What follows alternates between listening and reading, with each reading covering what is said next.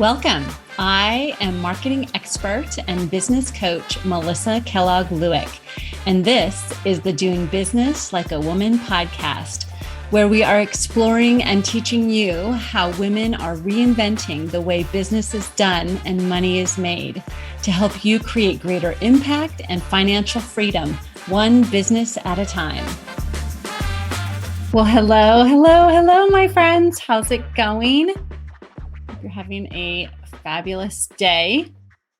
It's one of those kind of weird weeks where we had a holiday in the middle of the week. And so some people worked on Monday, some people didn't. I thought I wasn't going to work on Monday. I ended up working on Monday.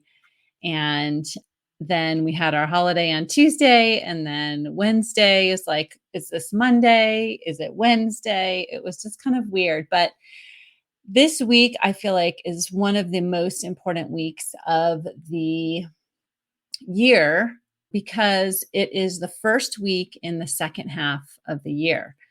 And so it's a really great time, I feel like, to assess where we're at, look at what we've created, what we want to be creating, and think about how we want the second half of the year to go. And even if you're listening or watching this when it's not the second half of the year, I mean, think about whether it's the second half of a launch or the second half of a month or the second half of a week, even. We can be thinking about how we want the second half to go. And so I've been thinking a lot about this and thinking about the things that I want to be changing in my business so that I can create what I want to create in the second half of the year. Because the first half of the year, I have not created what I wanted to by this point in the year. And I'm fine with that. Like, it's okay. I'm not upset about it. I've grown and learned a lot, but there's still a lot left to go, a lot of the year left, a lot of things I want to accomplish, a lot of lessons that I learned that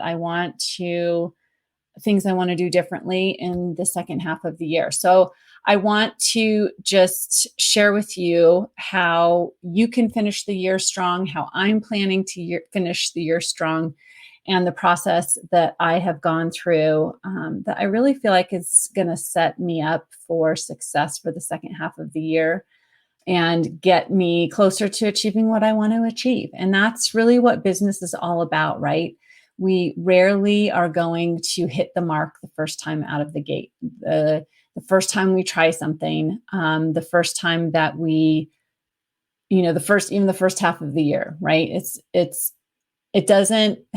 We don't have to make it mean something bad about us or our, inability to run a business or whatever. It has nothing to do with that. It's that we start the year with a goal. We start the year with a plan of how we're going to achieve that goal. We go out and we try a bunch of things, and most of the things aren't going to work. And that is completely fine. That's how it goes. But then we learn from those things, we make changes, and then we try again, and things are going to work and things are not going to work. And we keep learning, doing, trying, failing, learning, and that's how the cycle goes. And so it is entrepreneurs that realize that are okay with that sort of the way things work, that actually are much more successful and much happier in the process, right? Because if you are intolerant to failure or intolerant to things not working out, you're going to have a really hard time with entrepreneurship. But if you can keep that open mind, like, oh, this is just a fun, experiment. Yes, we've got to make money and pay the bills and things like that. But we can also find joy and enjoyment in the journey of trying new things out, right? So that's kind of what I want to talk about. So what I have done and that I wanted to just offer for you in thinking about the second half of the year is I have three suggestions that I would, three things that I am focusing on to create new things, different things, and finish the year strong. Number one is evaluation. And I went over this process in depth in my live last Friday, but it's basically a process where you answer 3 questions. You answer what worked, where did I see my growth for the first half of the year? Number two, you look at what didn't work and where you see opportunities to improve. And then number three, what do I want to do differently? And what are the lessons I'm taking with me from the first half of the year? So once you've spent a little time, answered those 3 questions, you have a good idea. That is a really great way to understand and learn from everything that you've been through.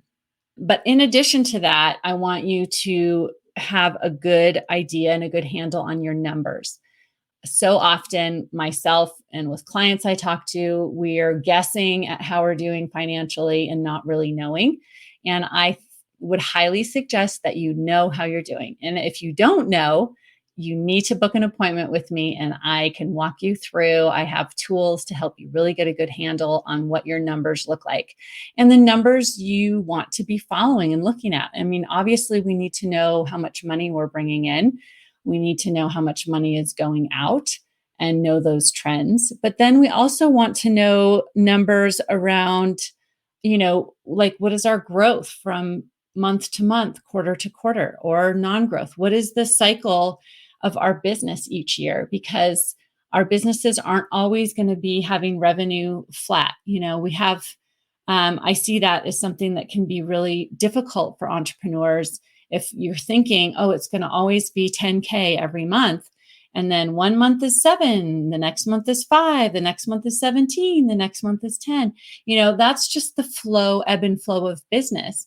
And so understanding that and being okay with that comes from watching the trends in your business and knowing which months are higher months, which months and quarters are lower. And so that you can adjust for that in your spending, that you can plan for that and not make it mean something awful and horrible about you and your business. So know your numbers, know your trends. Also, numbers that I think are important to know are some of your marketing and sales numbers. Like, how many sales conversations do you need to have to create a client? And so if you say, okay, I want to create 10 clients this quarter, well, that means maybe you've got to have 20 sales calls or whatever your ratio is, right? So you kind of have that broken down and you can choose if you want to be changing or improving those numbers, right? Like maybe your close rate right now is 25% and you would love to get better at sales so that it can be 50% or 75%. And that makes you more efficient, right? So those are things I can help you with. So feel free to reach out to me. But I can also walk you through what are some of the numbers that I should be tracking as far as marketing and sales go. So for me, I love tracking, my close percentage. I love tracking how many consultations I'm having. I love tracking the marketing activities that I do, whether it's networking and posting on social, all the activities that I'm doing that are bringing in new people, the activities that I'm doing that are nurturing, and tracking how many of those I'm doing and seeing how that filters down into my sales numbers. So those are some really fun numbers to keep track of and to watch. And I'm happy to share tools with you that I have created, spreadsheets and so forth. I know some people aren't spreadsheet people, and that's totally fine. But just have a good idea of what's going on inside your business, because when you do that, it helps you to make decisions and helps you to know what you need to improve. You can't just say, oh, I need to be making more money, more sales, without having a plan, of how you want to do that. For example, I need to be having more sales conversations. And in order to have more sales conversations, I need to be doing, more marketing activities or more valuable marketing activities. And really, our business has so much wisdom in it already if you've been in operation for a little while. So I'm happy to help you take a look at your business and what it's trying to tell you, and that in making this plan to create this momentum or keep this momentum going for the second half of the year. So that's number one.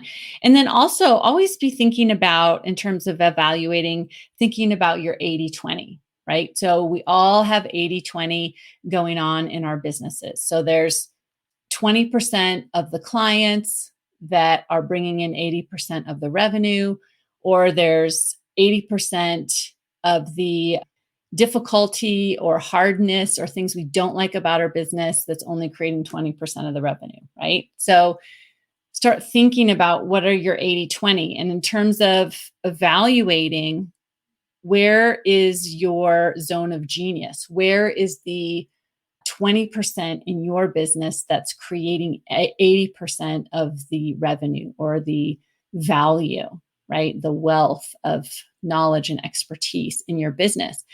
And think about, who are your best clients, the 20% that are your best clients. And what are your most profitable products or services, that 20% that is the most profitable. And how can we focus on those 20% that, the zone of genius, the most profitable services and the most joyful and enjoyable clients and work, right? How can we instead blow that 20% up into the 100% of our business, right? And let the 80% that we're not enjoying and that is not profitable fall away. So doing some evaluating like that, I think, is extremely important. And it's what I've been doing in my business and how I am moving forward in Q2 or Q3 in the second half of the year. I've been messing that up all week. So next, so that's number one, is evaluation. Number two is time. And finishing the year strong by taking back your time. And as you know, time is a non-renewable resource. We can't create more of it. We all have the same amount of it in a day. So how are we going to use that time to be the most impactful, the most productive, the most intentional, right? So it's not just about working all 24 hours. It's about having intention for each one of those moments, minutes in the day, right? So if the intention is non-work time, then let's be all non-work time. And in our work time, let's intentionally be productive and create what we want to create during our work time. And so, thinking back to that 80/20 rule, right? Like, we all, I know for myself even, want to be doing this, but thinking about how and where are the places in my business where I'm spending time that is not creating the value that I want to be creating, serving the clients, getting better. And how can I take that 20% that I really want to be working on and again, blow that up right into the 80%, or into the 100%, really, or the rest of the 80%. Math, numbers, people. That's funny. One way you can do this is to keep a time journal for a few days during the week, or even an entire work week. Just print out a spreadsheet for yourself of like 15-minute increments, and just make a little note in each one of the squares as to what you were doing during that 15 minutes, and really see where you are spending your precious time, right?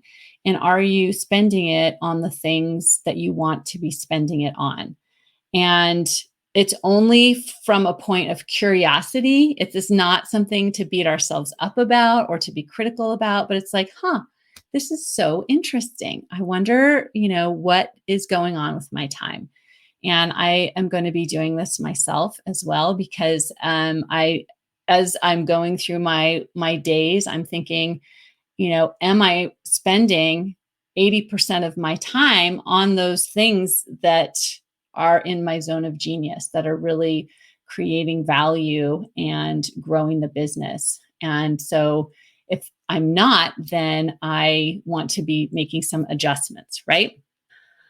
Let's see. And then when you are making those adjustments and you having this awareness, think about, what can I eliminate that I'm doing?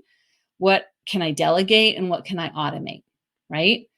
So that you are spending more of your time on the things that are going to be moving the business forward and bringing in that revenue and bringing you the joy, right? And enjoyment of your business. And so, really, what I encourage you to do is to consider questioning everything. And I think a lot of times, I do this myself, we get into this groove and we're just like doing the same thing every week, week in, week out, day in, day out. We're checking off the to-do list, right? I love checking things off a list. So if you give me a list, I'm going to do it. But really, what I want to be doing is questioning everything on that list. Is this something I need to be doing? Is it something only I can do? And is it something that is going to move my business forward and bring in the revenue? And so, really constraining ourselves in those areas. Okay. And then number three, in finishing the year strong, number three is to think about, who do you need to be, want to be, to achieve that goal that you have for this year? Who do you need to step into? What is the self concept? What do you want to be thinking? What is the energy that you want to be in? What do you want to be feeling that is going to really help you get across that finish line, right? And finish the year strong and do it in a way that is enjoyable at the same time. So if we go back to thinking about the 80-20 of our thoughts, right? So think about, and you can kind of do your own little assessment on this, is like, where are the majority of my thoughts? What are the series of thoughts or the thinking that is moving you forward? And what is the series of thoughts, the thinking that is keeping you stuck? And what percentage would you give to each one of these, right? Where's the 80% and where's the 20%? And do we need to be making some changes there, right?